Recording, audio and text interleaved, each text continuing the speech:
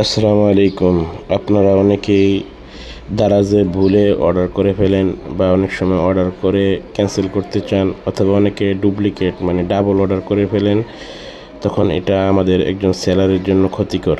আমরা একটা প্রোডাক্ট পাঠানোর পর যদি আপনি সেটা রিসিভ না করেন, তাহলে আমাদের এখানে কিছু টাকা ড্যামারেজ দিতে হয়। এজন্য আপনারা কিভাবে একটি অর্ডার ক্যান্সেল করবেন, আমি এই বিষয়টা দেখিয়ে দিচ্ছি।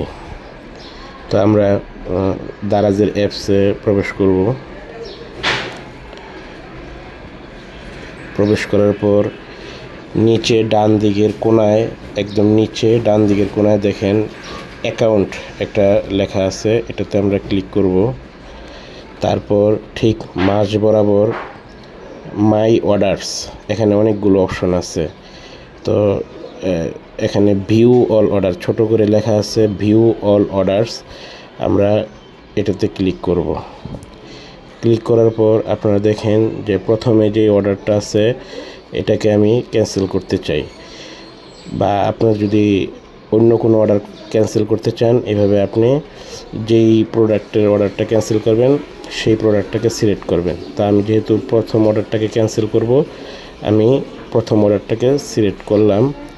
সিলেক্ট করার পর দেখেন এখানে ক্যান্সেল লেখা আছে, ঠিক মাঝ বরাবর ক্যান্সেল লেখা আছে। তা আমি ক্যান্সেলে ক্লিক করব।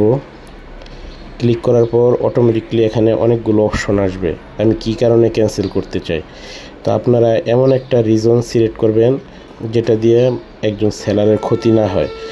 যেরকম আপনি যদি এখানে সিলেক্ট করেন যে delivery time is too long, তাইলে এটা একজন সেলারের জন্য ক্ষতিকর।